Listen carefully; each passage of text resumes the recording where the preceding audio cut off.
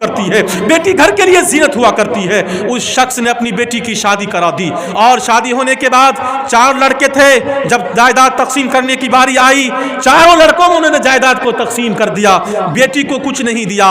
اور بیٹی کو حصہ نہ دینے والوں سنو, بیٹیاں ہی آپ کے ساتھ ایک دن ہوگی, اور بیٹیاں جو باپ سے محبت کیا کرتی ہے وہ اس زمین پہ کوئی اور نہیں کر سکتی. قوم کے نوجوانوں, باپ نے جائیداد تقسیم کر دیا, بیٹی کو کچھ نہیں دیا, لیکن بیٹی بیٹی ہوتی ہے. آپ کو سن کر کے حیرت ہوگی. اچانک اس کی طبیعت بگڑ گئی, ڈاکٹر صاحب کے پاس گئے.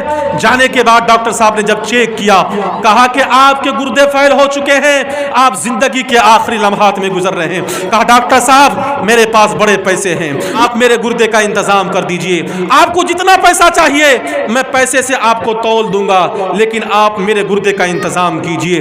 قوم کے نوجوانوں, ڈاکٹر صاحب نے کہا سنو, گردے کا ایک وصول ہوا کرتا ہے, گردے کا ایک ضابطہ ہوا کرتا ہے.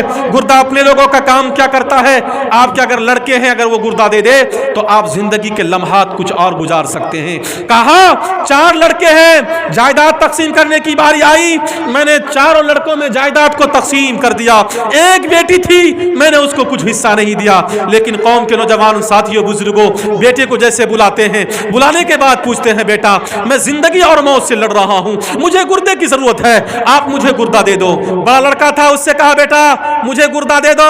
کہا کہ ابو جان میں آپ کو گردہ نہیں دے سکتا, اب آپ گردہ دے کر کے اپنی زندگی کیوں برباد کروں. دوسرا لڑکا تھا, اس کو بلایا گیا, اس سے پوچھا گیا کہ بیٹا تم گردہ دے دو, میں زندگی جینا چاہتا ہوں. اس نے بھی کہا کہ میں گردہ نہیں دے سکتا, میں اپنی زندگی خراب نہیں کر سکتا.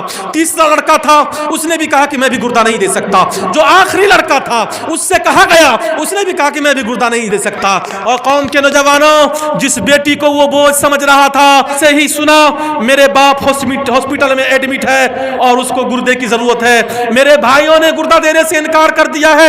گود میں بچے کو دودھ پلا رہی تھی, فوراً وہیں پر وہ اپنے بچے کو رکھتی ہے, دوڑتے ہوئے ہاسپٹل پہنچتی ہے. پہنچنے کے بعد کہنے لگتی ہے ڈاکٹر صاحب میں نے سنا ہے کہ ایک مریض ہے, اس کے گردے فیل ہو چکے ہیں, اس کو گردے کی ضرورت ہے. کہا اس کو گردے کی ضرورت ہے, تم کون ہو, تمہارا نام کیا ہے, تمہارا ایڈریس کیا ہے. کہا ڈاکٹر صاحب میرا ایڈریس مت پوچھئے, میرا نام مت پوچھئے, جلدی سے میرا آپریشن کیجئے, میرے گردے کو نکال کر کے اس کے گردے میں ڈال دیجئے. ڈاکٹر صاحب نے کہا تم نام نہیں بتا رہی ہو, پتہ نہیں بتا رہی ہو, لیکن تم گردہ دینے کے لیے تیار ہو.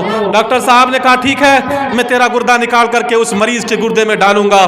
جب یہ لڑکی شفا یاب ہوئی, جب یہ وہاں سے جانے لگی گھر, تو ڈاکٹر صاحب نے کہا کہ اب تو بتلا دو تم کہاں کی رہنے والی ہو, تمہارا نام کیا ہے, تمہارا ایڈریس کیا ہے.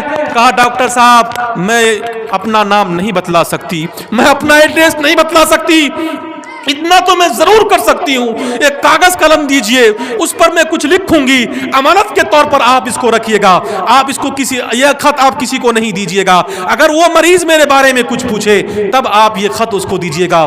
قوم کے نوجوانوں, جب اس کا باپ شفا یاب ہوا, جب وہ تندرست ہوا, جب وہ جانے لگا, اس نے کہا کہ میرے 4 لڑکے تھے, چاروں لڑکوں نے گردہ دینے سے انکار کر دیا, ڈاکٹر صاحب کا بہت بہت شکریہ, ڈاکٹر صاحب آپ نے میرے گردے کا انتظام کیا, آپ کا بہت بہت شکریہ. ڈاکٹر صاحب کا جملہ یہ تھا اگر شکریہ ادا کرنا ہو تو اس بیٹی کا کرو جو تمہیں گردہ دے کر کے گئی ہے. کہا کون بیٹی, میری ایک بیٹی تھی, میرے سر پر بوجھ تھی, میں نے آنن فورن اس کا نکاح کر دیا, میری کوئی بیٹی نہیں ہے. کہا وہ ایڈریس بتا کر کے نہیں گئی ہے, وہ جو ہے اپنا پتہ بتا کر کے نہیں گئی ہے, نام بتا کر کے نہیں گئی ہے, لیکن امانت کے طور پر ایک خط دے کر کے گئی ہے. کہا کہ ڈاکٹر صاحب کہاں ہے وہ خط, وہ خط مجھے لا کر کے دیجئے. قوم کے نوجوانوں سنو, بیٹیوں کو بوجھ سمجھنے والوں سنو, بیٹیاں بوجھ نہیں ہوتی ہے, بیٹیاں گھر کے لیے زینت ہوا کرتی ہے, بیٹیاں گھر کے لیے رحمت ہوا کرتی ہے. جب وہ اس خط کو کھول کر کے دیکھتے ہیں, زمین پر بیٹھ جاتے ہیں, رونے لگتے ہیں, چلانے لگتے ہیں اور کہنے لگتے ہیں ڈاکٹر صاحب جس بیٹی کو میں بوجھ سمجھ رہا تھا, آج وہ بیٹی اتنی بڑی قربانی کر کے گئی ہے کہ میں بیان نہیں کر سکتا. ڈاکٹر صاحب نے کہا کون بیٹی. کہا کہ میری ایک لخت جگر تھی, میری ایک بیٹی تھی, لیکن میں اس کو بوجھ سمجھ رہا تھا کہ یہ میرے اوپر بوجھ ہے. اور جانتے ہیں گاؤں اور معاشرے کے حالات کو, جب سمدھی سے انبر ہو جاتی ہے تو ہم بیٹی سے رشتہ توڑ لیتے ہیں. اس باپ نے بھی بیٹی سے رشتہ توڑ لیا, 10 سال گزر گئے, باپ نے بیٹی کے دروازے پر قدم نہیں رکھا، لیکن بیٹی بیٹی ہوتی ہے۔ ڈاکٹر صاحب یہ خط میں یہ لکھا ہے کہ ابو جان میں نے آپ پر کوئی احسان نہیں کیا، آپ نے مجھے 18 سال تک پوسا پالا بڑا کیا، کیا یہ احسان کم ہے؟ ابو جان لیکن اتنا یاد رکھیے مجھے پتا نہیں کیوں آپ مجھ سے ناراض ہیں، ہر صبح آتی ہے ہر شام آتی ہے تو آپ کی بیٹی دروازے پر کھڑی ہو کر کے آپ کا انتظار کرتی ہے۔ اور اتنا ہی نہیں،